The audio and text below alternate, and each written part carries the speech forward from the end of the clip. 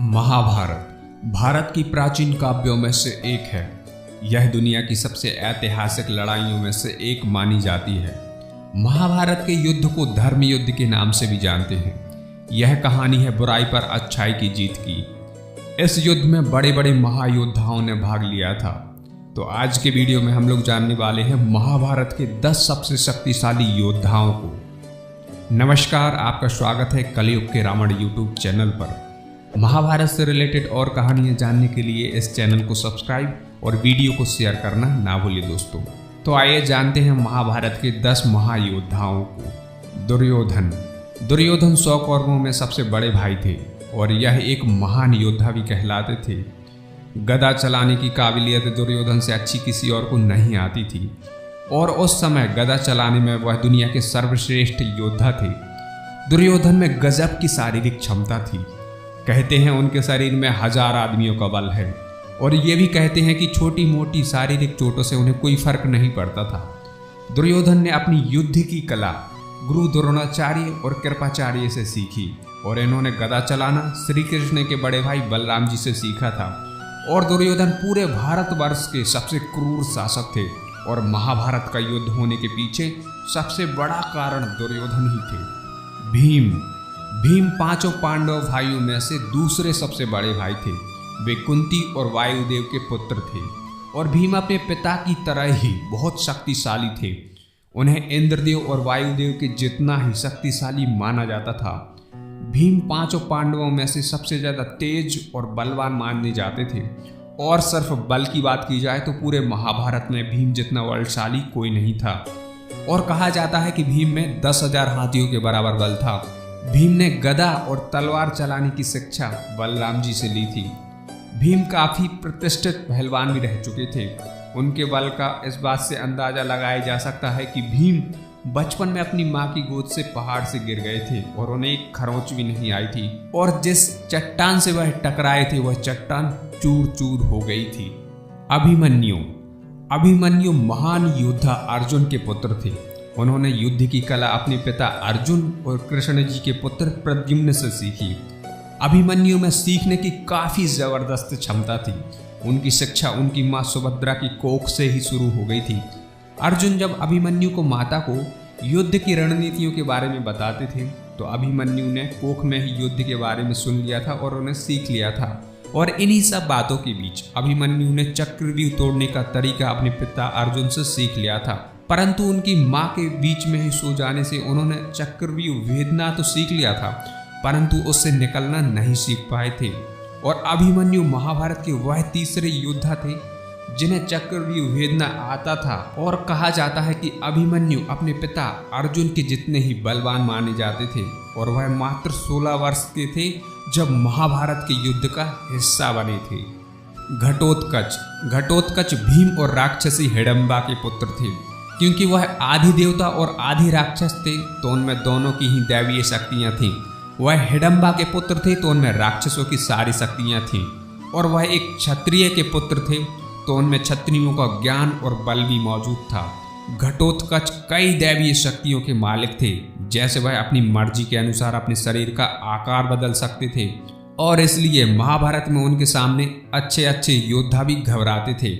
घटोत्कच के बल का इस बात से अंदाजा लगाया जा सकता है कि एक रात में ही वे अकेले कौरवों की पूरी सेना को खत्म कर सकते थे। अश्वत्थामा गुरु द्रोणाचार्य और कृति के पुत्र थे। अश्वत्थामा शिव जी के अवतार हैं। कौरवों की सबसे महावीर योद्धाओं में से एक थे। द्रोणाचार्य ने कई सालों तक भगवान शिव को प्रसन्न करने के लिए तपस्या की थी।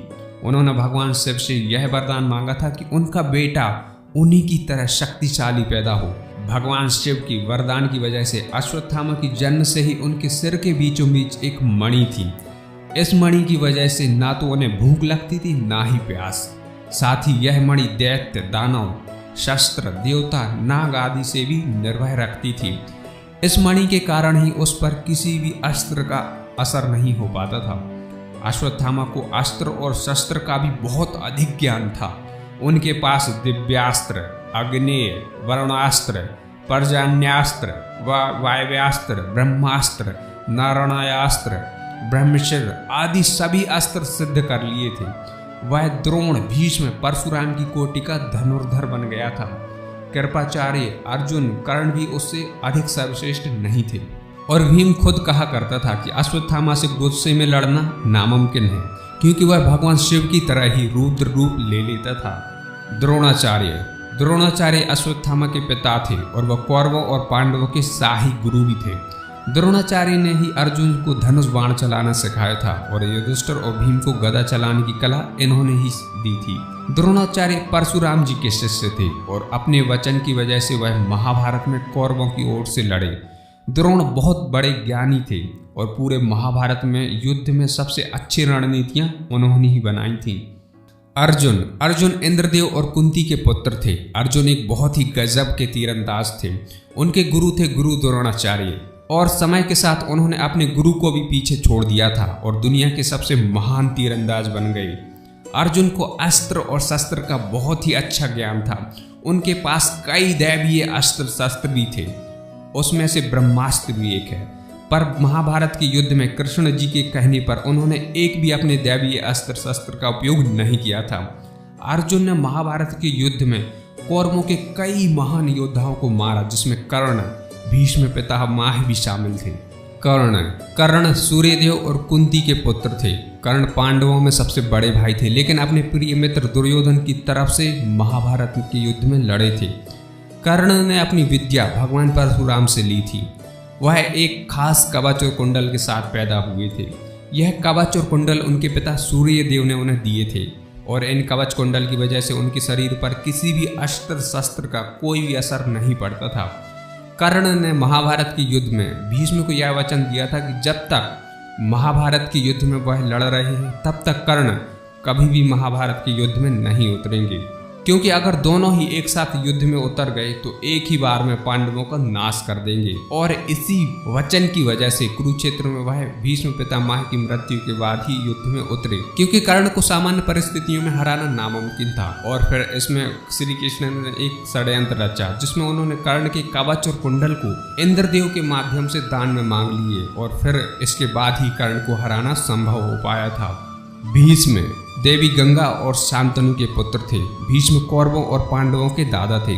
भीष्म पितामह ने अपनी शिक्षा परशुराम जी से ली थी और उन्हें अपनी मां गंगा से यह वरदान मिला था कि जब तक वह न चाहे तब तक उनकी मृत्यु नहीं हो सकती, यानी इच्छा मृत्यु का वरदान मिला था। और भीष्म इतने बड़े योद्धा थे कि एक बार परशुराम जी के पिता ने यह कहा था कि वह कभी भी भीष्म से युद्ध ना करें, क्योंकि उन्हें युद्ध में परास्त करना नामुमकिन है। और महाभारत के युद्ध में श्री कृष्ण को महाभारत के युद्ध में शस्त्र ना उठाने का वादा तोड़ना पड़ा था भीष्म पितामह की वजह से ही। कृष्ण जी भगवान विष्णु के 8वें अवतार थे। भगवान श्री कृष्ण ने महाभारत के युद्ध में अस्त्र शस्त्र ना उठाने के बावजूद महाभारत के युद्ध में बड़े बड़े योद्धाओं को परास्त किया।